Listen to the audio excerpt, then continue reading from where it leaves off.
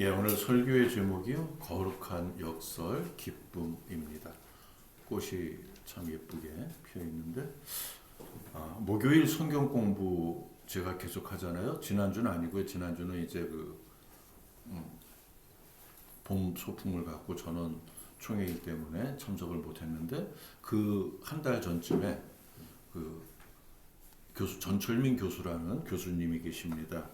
50이 넘어서 통합 측의 목사님이 50이 넘은 연세에 영국의 버밍엄 대학에 유학하셔서 삼위일체론으로 박사학위를 받고 오신 분인데요. 그분이 이제 신학대학에서 강의를 오래 하시고 정년퇴직하고 지금 연세가 저랑 띠동갑입니다. 저보다 12살 많으신 분인데 좀 특이하세요. 근데 참 깊게 말씀을 잘 주시는데 항상 처음에 질문을 하십니다. 근데 이번에는 무슨 질문을 하셨냐 하면은요. 성경 66권 중에서 가장 중요한 단어가 뭐냐? 이 질문을 하신 거예요. 뭐 같으세요? 성경 66권 중에서 가장 중요한 단어. 이게 뭐 기계적으로 나오는 대답은 뻔하잖아요. 사랑. 성경 66권 중에서 그 중에 제일은 사랑이라고 하셨잖아요. 사랑 아니래요. 그럼 믿음. 그것도 아니래요. 소망도 아니래요. 감사도 아니래요. 어거스틴은 사랑, 믿음, 소망, 사랑 외에 하나를 더 추가한다면 나는 감사를 하겠다. 이렇게 성 어거스틴이 이야기했었거든요. 그것도 아니래요.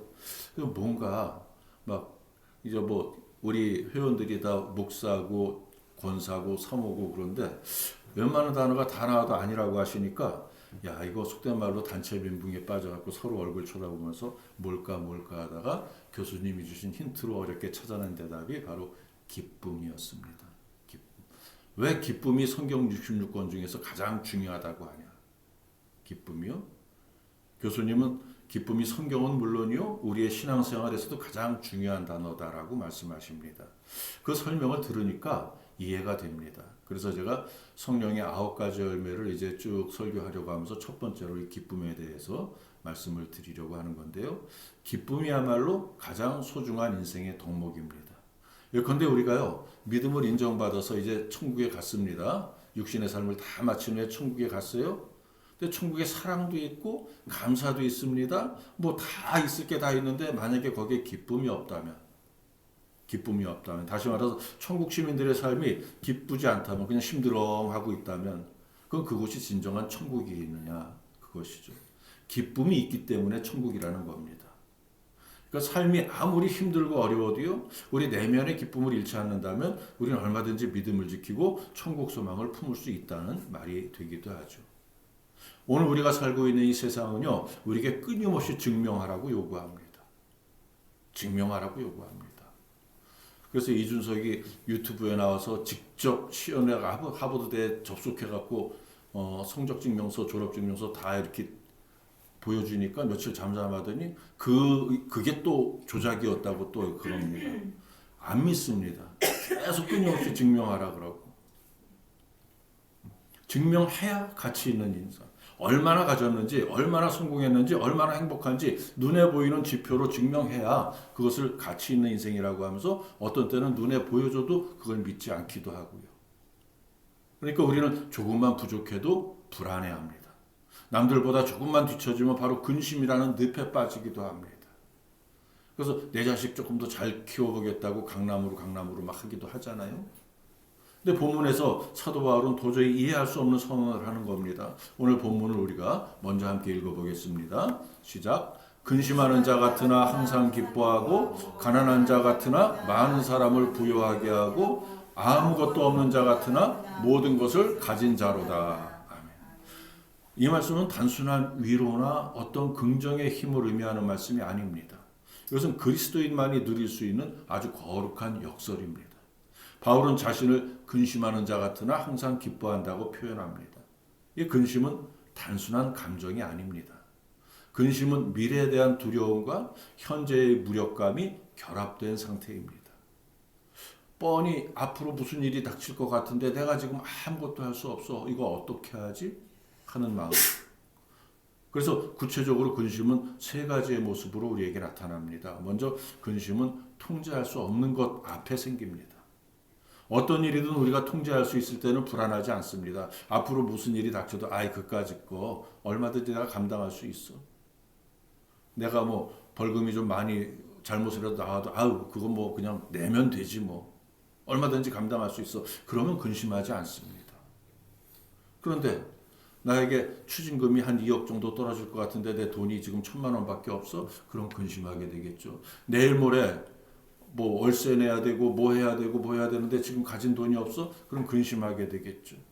불안해집니다. 내가 통제할 수 없을 때 근심이 이제 시작되는 거.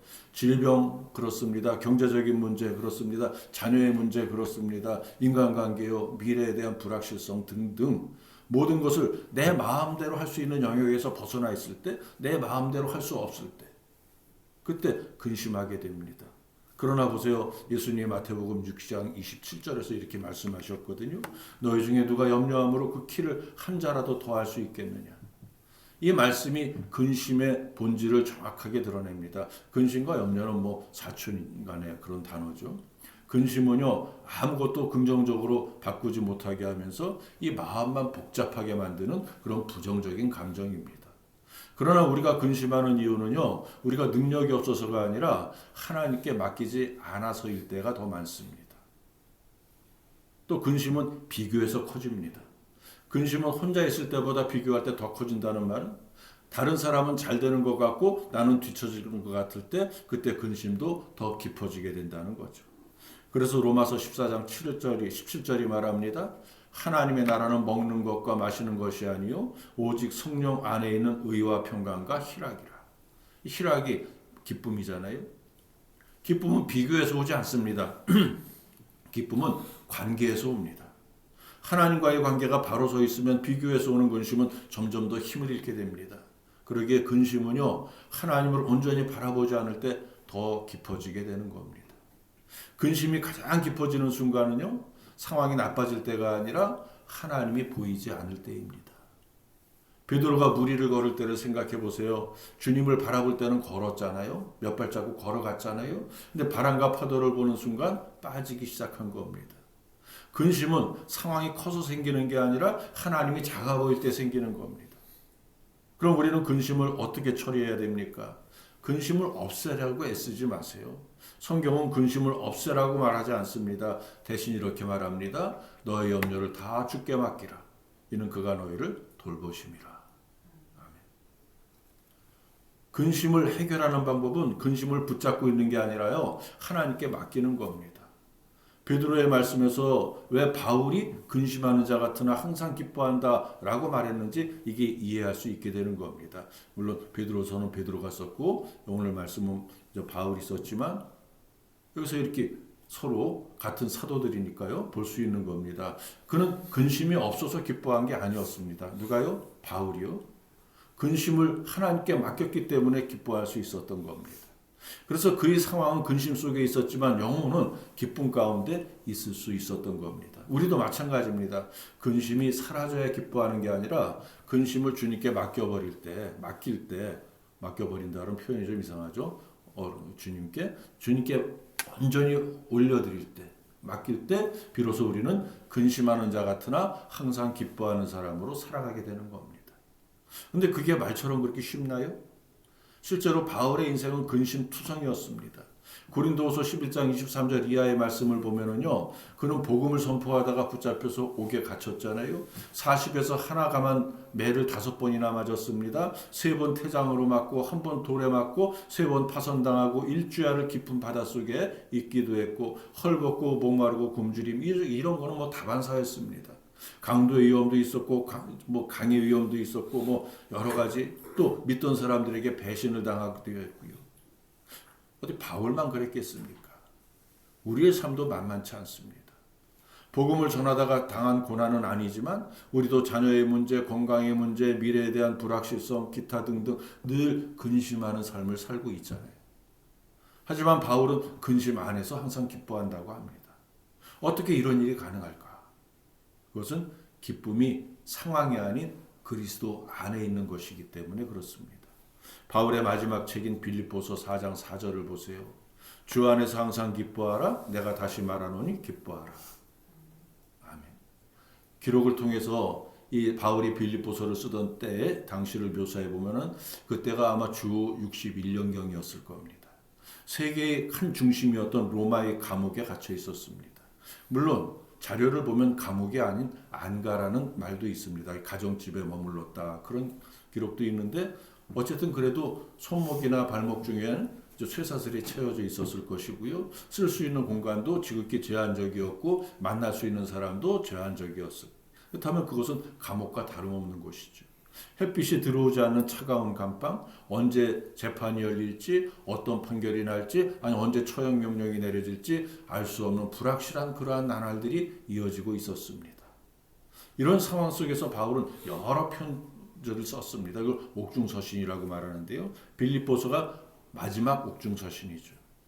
빌립보서는 로마에서 멀리 떨어진 마게도니아의 작은 도시 빌립보의 교회 교인들에게 보내는 편지입니다. 그 편지에서 바울이 가장 강조하는 단어가 무엇일까요? 놀랍게도 그게 바로 기쁨입니다. 기쁨. 감옥에 갇힌 사람이, 나 언제 죽을지 모르는 사람이, 사랑하는 교회를 가볼 수 없는 사람이, 실제로 빌립보서를 쓴 지 얼마 안 돼서 네로의 어떤 그 박해 때 단두대에서 순교했다고 이렇게 기록되어 있거든요. 성경에는 없지만 그런 사람이 기뻐하라고 말합니다. 이 4장 4절 말씀에서만 기뻐하라는 말을 연거푸 2번 합니다. 이게 상식적으로 가능한 일입니까? 근데 바울이 정말 기뻤을까요? 정말 근심 걱정 없이 기뻐했을까요? 근데 말씀 보니까 바울이 기뻐하라고 말하기 전에 먼저 한 가지 기쁨의 조건을 말씀합니다. 바로 주 안에서. 주 안에서 기뻐하라는 겁니다. 이것이 빌립보서만이 아니라 오늘 본문에서도 찾아볼 수 있는 바울이 말하는 기쁨의 핵심입니다. 바울이 말하는 기쁨은 세상의 희로애락으로 누리는 기쁨이 아닙니다. 상황에 의존하는 기쁨이 아닙니다. 그것은 주 안에 머물러 있을 때 경험할 수 있는 그러한 기쁨입니다. 여기서 기뻐하라는 말씀은요, 권유가 아닙니다. 부탁이 아닙니다. 헬라어 원문에 보면 이 단어는 명령형으로 기록되어 있습니다. 그래서 여기 우리 번역에도요, 기뻐하라 이렇게 명령하고 있잖아요. 기쁨이라는 게 기뻐해도 그만, 기뻐하지 않아도 그만인 그런 감정의 문제가 아니라 의지적 선택의 문제라는 뜻입니다. 사람들은 이렇게 생각합니다. 기쁜 일이 생기면 기뻐할 텐데, 아니 지금은 기뻐할 상황이 아니에요. 이런 상황에서 내가 어떻게 기뻐하겠습니까? 근데 성경은 우리에게 다른 방향을 말씀하는 겁니다. 나의 현재 상황이 어떻든 먼저 기뻐하기로 먼저 결정하라는 말씀입니다. 상황이 기뻐할 수 있도록 바뀌기를 기다리는 그런 게 아니라 지금이 어떤 상황에 있든지 주님을 바라보면서 먼저 내 마음이 기쁨을 선택하라는 겁니다. 언뜻 이해하기 힘든 말일 수 있습니다. 하지만 이게 얼마나 실제적인 말씀인지 느헤미야서에서 볼 수 있습니다. 바벨론 포로에서 돌아온 이스라엘 백성들이 예루살렘 성벽을 재건하는 장면입니다. 제사장 이자 율법사였던 에스라가 율법을 낭독하자 백성들이 그 말씀을 들으면서 자신들의 죄를 깨닫고 슬피웁니다. 그 모습을 본 느헤미야가 이렇게 선포합니다. 느헤미야서 8장 10절 말씀 우리 함께 읽어봅니다. 느헤미야가 또 그들에게 이르기를 준비하지 못한 자에게는 나누어 주라. 이날은 우리 주의 성일이니 근심하지 말라. 여호와로 인하여 기뻐하는 것이 너희의 힘이니라 하고. 여호와로 인하여 기뻐하는 것이 너희의 힘이니라. 이 말씀 보세요. 그래서 기쁨이 힘의 조건이 아니라 기쁨 자체가 힘인 겁니다. 기뻐하기 위해서 먼저 힘을 얻어야 하는 게 아닙니다. 기뻐하는 것이 힘을 만들어내는 겁니다. 이것은 심리학적으로도 증명된 사실입니다. 우리의 감정은 생각을 따라갑니다. 그리고 생각은 의지적으로 내 삶의 감정과 내 삶과 감정의 방향을 다른 쪽으로 바꿀 수 있습니다. 예컨대요, 잘 들어보세요. 나는 지금 힘들지만 나의 하나님은 신실하시다라고 내가 선택할 때, 내 생각을 선택할 때 힘든 가운데 있던 내 뇌가 실제로 다르게 반응하기 시작한다는 겁니다. 이게 심리학적으로 이제 증명된 이론인데요. 이것은 단순히 긍정적인 사고를 강요하는 게 아니라 하나님의 신실하심이라는 그 진리에 근거한 신앙적 선택입니다. 바울이 감옥에서 기뻐할 수 있었던 것은요, 상황을 외면했기 때문이 아닙니다. 그는 자신이 처한 상황을 너무나도 잘 알고 있었습니다. 하지만 그럼에도 불구하고 주님은 선하시다라고 선택했습니다. 그리고 그 선택이 그를 기쁨의 사람으로 만든 겁니다. 우리가 일상에서 경험하는 기쁨을 한번 생각해 보세요. 자녀가 학교에서 좋은 성적을 받아왔을 때 부모에게 큰 기쁨이 있습니다.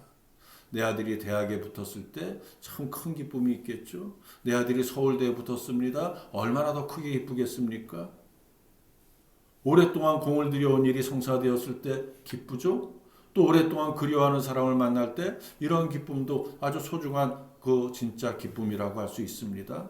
우리의 삶 가운데 하나님께서 주신 선물로 기쁜 일들이 정말 많이 있습니다. 근데 이러한 기쁨에는 하나의 공통점이 있습니다. 그것은 언제든지 사라질 수 있는 그런 기쁨이라는 겁니다. 내 아들이 학교에서 1등이 되어서 기뻤지만 다음 시험에서 10등이 될 수도 있습니다. 그러잖아요. 서울대에 합격했는데 학사경고 받고 잘릴 수도 있습니다. 그러잖아요. 잘 되던 일이 엎어질 수도 있습니다. 사랑하는 사람, 정말 그 사람 사랑하고 그 사람하고 있을 때 참 기쁘고 좋았는데 헤어져 버려야 될 때가 올 그런 날이 옵니다. 우리 어차피 다 육신의 삶은 헤어짐을 전제로 만나고 있는 거잖아요. 그렇다면 우리가 영원히 빼앗기지 않는 기쁨이 어디 있습니까? 시편 기자는 수천 년 전에 이미 그 답을 알고 있었습니다. 시편 16편 11절 말씀 함께 읽어봅니다. 주께서 생명의 길을 내게 보이시리니 주의 앞에는 충만한 기쁨이 있고 주의 오른쪽에는 영원한 즐거움이 있나이다. 아멘. 주의 앞에는 충만한 기쁨이 있습니다. 기쁨은 환경이 아니라 하나님의 임재 안에 있다는 겁니다. 기쁨은 상황의 산물이 아니라 관계의 열매입니다. 하나님과의 관계가 살아있을 때 우리의 상황이 어떻든 우리 깊은 곳에서 흘러나오는 기쁨을 경험합니다. 지난 화요일에요. 작년 한 해 동안 수고한 노예 임원들과 이제 위로의 시간을 갖고 대화를 나누던 중에요. 한 목사님이 이제 간증을 하는데요. 자기 교회를 섬기는 60대 중반 권사님 이야기를 했습니다. 암 진단을 받고요. 수술과 항암 치료를 거치는 힘든 시간을 보내셨는데 이분이 항암을 위해서 이제 입원하시면은 꼭 입원해 계시는 동안에 아픈 몸을 이끌고 병원 복도에 나와서 찬양을 부르셨다는 겁니다. 찬양. 원래 찬양을 좋아하고 잘 부르신답니다. 성가대에서 솔리스트로 오래 섬기셨답니다. 아무리 그래도 자기가 항암 받는 그 치료받는 병원 복도에 서서 다른 그 환자들을 위해서 찬양을 부를 그런 상황은 아니잖아요. 당장 내 몸이 아프고 머리카락도 다 뽑혀서 수건 쓰고 있고 모자 쓸 수도 있겠죠. 마치 크게 기뻐한 일이 있는 것처럼 활짝 웃는 표정으로 은혜 충만하게 찬양을 부른다는 겁니다. 처음에는 그 소리 듣기 싫어하는 사람들도 있었지만 어느덧 모두 이제 동화돼서 찬양을 부른다는 거죠. 같은 병동의 간호사들이 그 모습을 보면서 이렇게 말했다고 합니다. 저분은 어떻게 저렇게 웃으면서 노래를 부를 수 있을까요? 권사님이 나중에 이렇게 말씀하셨답니다. 상황이 좋아서 그래서 기뻤던 게 아니에요. 저도 많이 아팠어요. 하지만 고통 속에서 하나님이 더 가깝게 느껴졌고 그분의 손을 잡고 있다는 사실 자체가 기뻤어요. 그래서 그 기쁨을 다른 환우들과 나누고 싶었을 뿐입니다. 바로 이게 주 안에서의 기쁨입니다. 어제 이제 예배 준비를 하러 굴포천역에 오는데 굴포천역 저쪽에 그 롯데마트 쪽에서 항상 낮에 지나갈 때마다 하루에 몇 시간을 하는지 전도하고 계신 분이 계세요. 남자분이 노란 조끼 입고 뭐 이렇게 할렐루야 이렇게 두르고 전도를 하고 계신 분이 어제는 이쪽 편에 우리 그 아파트 쪽 편에 서서 계시다가 전도를 하고 전도지를 주시길래 수고하신다고 받아갖고 돌아서 오는데 목사님 그러는 거예요. 그래서 돌아서 봤더니 저를 부르는 거예요. 저 아세요? 그랬더니 목사님 맞죠? 맞다고 그랬더니 자주 봤다는 거예요? 자주 봤죠. 자주 봤다는 겁니다. 제가 그 왔다 갔다 많이 하니까 저분 분명히 목사님인데 언제 기도 한번 받고 싶다. 언제 기도 한번 받고 싶다. 그렇게 생각하다가 딱 보고서는 이제 저를 불러 세웠다는 겁니다. 저 기도해 주고 가세요. 저보다 연세가 한참 많으신 분이에요. 저 기도해 주고 가세요. 그래서 기도를 해드렸습니다.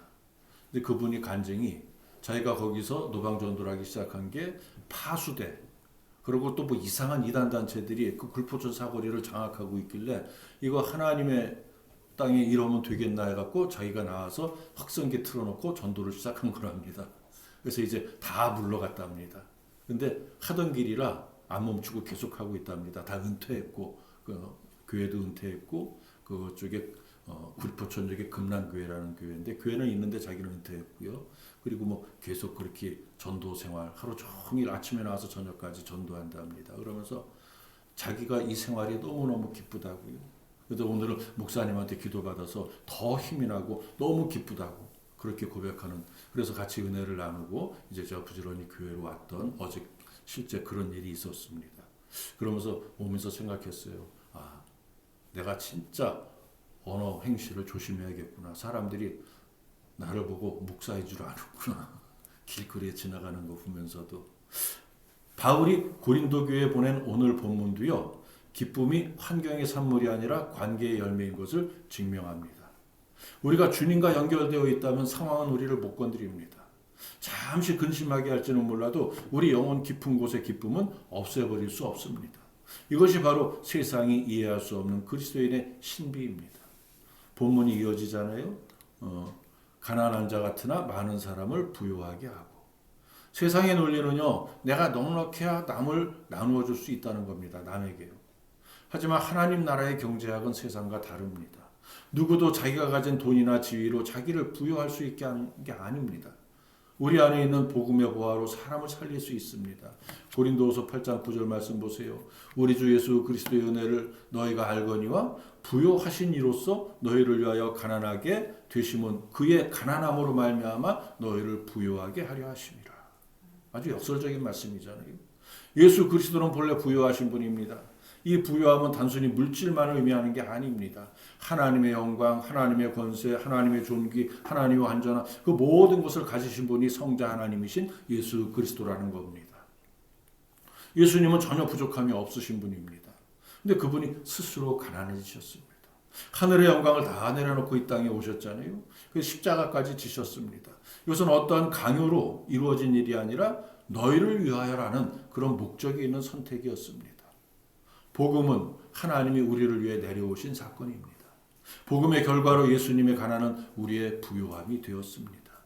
우리는 원죄와 자범죄에 묶여있던 죄인이었지만 주님으로 인해서 의인이 되었습니다. 버림받을 존재였지만 하나님의 자녀가 되었고 아무것도 없던 자였지만 영원한 생명을 가진 자가 되었습니다. 이게 바로 영적 부요함입니다. 이제는 왜 우리가 바울이 아무것도 없는 자 같으나 모든 것을 가진 자라고 말했는지 이해할 수 있을 겁니다. 그 이유는요, 우리가 실제로 가진 것이 있기 때문인데 세상 기준으로는 아무것도 없는 것 같지만 복음 안에서 우리는 이미 모든 것을 가진 자이기 때문입니다. 왜냐하면 예수님이 우리를 위해서 가난해지셨기 때문에. 이렇게 눈에 보이는 주변 환경이 아니라 복음을 붙잡을 때 우리의 삶에는 흔들리지 않는 기쁨이 흘러나오게 되는 겁니다. 그분이 가난해져서 우리를 영적으로 부유하게 해주셨듯이 우리 역시 낙심해 있는 이웃이 세상의 눈으로는 부족해 보일지라도 내 안에 있는 예수 그리스도의 사랑으로 나눌 때 일으켜 세울 수 있는 겁니다. 그게 진짜 부유함이죠. 오늘 누군가에게 건네지는 따뜻한 격려 한마디, 누군가를 위해 간절히 드리는 기도가요, 수억 원의 가치보다 커서 감히 가치를 매길 수 없는 소중한 일이 되는 것이죠. 물질적으로 줄 게 없다고 느껴질 때 오히려 우리는 영적인 본질에 집중하게 됩니다. 사도행전 3장 6절 말씀 보세요. 베드로가 이르되 은과 금은 내게 없거니와 내게 있는 이것을 내게 주노니 나사렛 예수 그리스도 이름으로 일어나 걸으라. 아멘. 베드로가 성전 미문에 앉아서 구걸하던 선천성 안진뱅이를 고치는 장면이잖아요. 베드로의 영적 부요함이 평생 불구로 살아온 한 남자를 일으켜 세운 겁니다. 본문의 마지막 구절 보세요. 아무것도 없는 자 같으나 모든 것을 가진 자로다. 이것은 자포자기하는 말이 아니라 만물의 주인이신 하나님의 자녀라는 확신에서 나오는 당당함입니다. 로마서 8장 32절 말씀 우리 함께 읽어보겠습니다. 자기 아들을 아끼지 아니하시고 우리 모든 사람을 위하여 내주신 이가 어찌 그 아들과 함께 모든 것을 우리에게 주시지 아니하겠느냐. 이 말씀은 하나님의 사랑을 논리적으로 증명하는 구절입니다. 바울이 질문합니다. 가장 큰 것을 주신 하나님이 작은 것은 주지 않으시겠느냐. 하나님은 우리에게 가장 귀한 것, 가장 큰 것, 예수 그리스도를 이미 내주셨습니다. 거듭 말씀드리지만 하나님은 우리에게 일부가 아닌 전부를 주셨습니다. 통째로. 하나님 우리를 계산적으로 사랑하지 않으시기에 아낌없이 다 주셨습니다. 이렇게 이미 가장 큰 것을 주셨기 때문에 우리 삶에 필요한 다른 것들은 당연히 주신다는 말씀은요, 단순한 위로가 아니라 확신의 논리입니다. 우리가 근심 속에서도 기뻐할 수 있는 이유는 앞으로 잘 될 것 같아서가 아닙니다. 이미 하나님이 가장 큰 사랑을 보여주셨기 때문입니다. 그래서 우리는 이렇게 고백할 수 있습니다. 하나님이 나를 위하여 아들을 주셨다면 지금 내가 처한 이 모든 상황도 반드시 책임져 주신다. 아멘.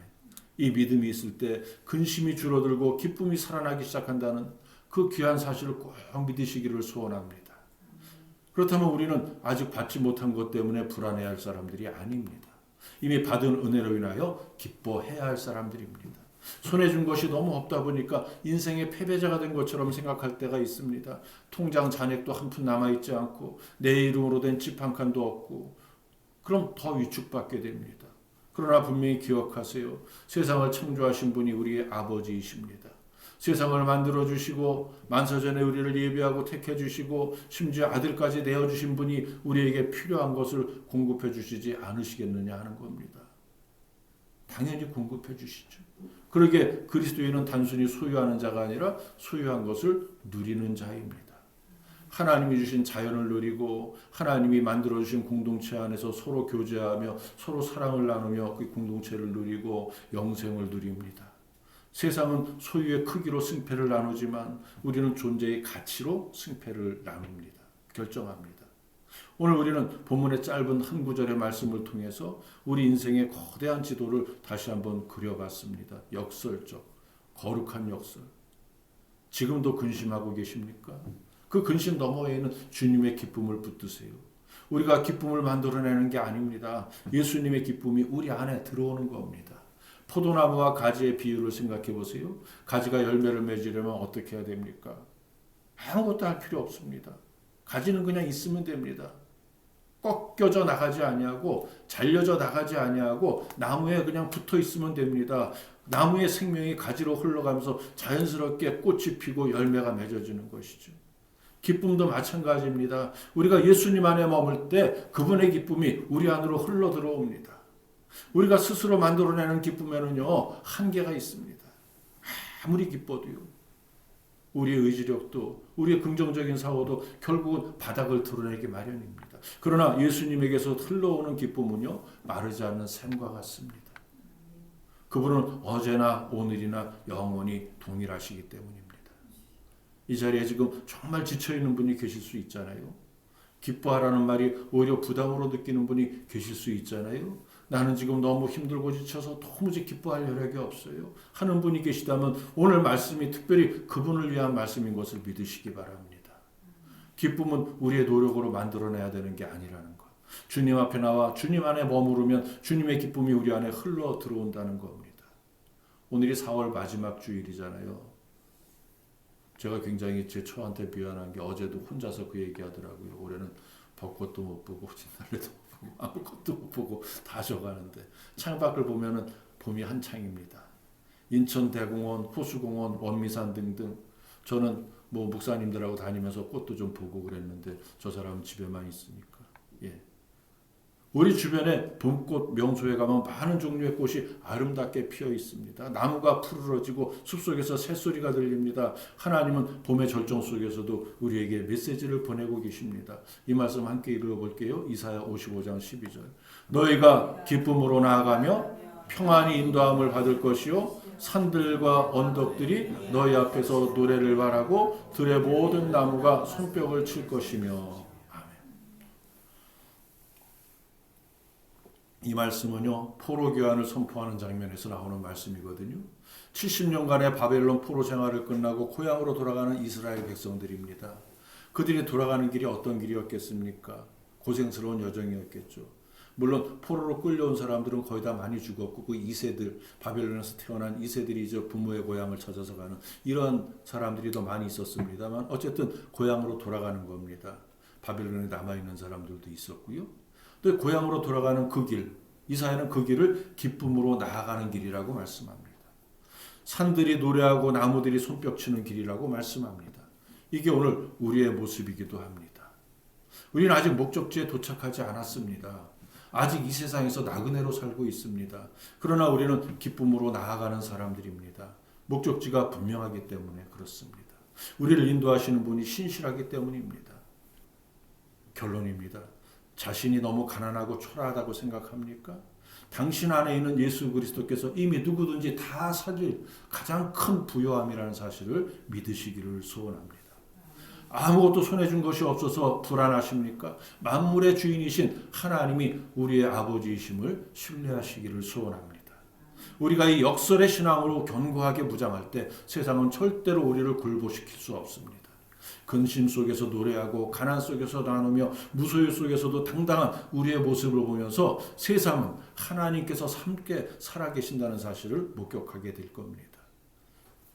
이번 한 주간 동안 이 거룩한 역설의 주인공이 되어서 충만한 기쁨 가운데 살아가는 저와 여러분이 될 수 있기를 주님의 이름으로 축원해 드립니다.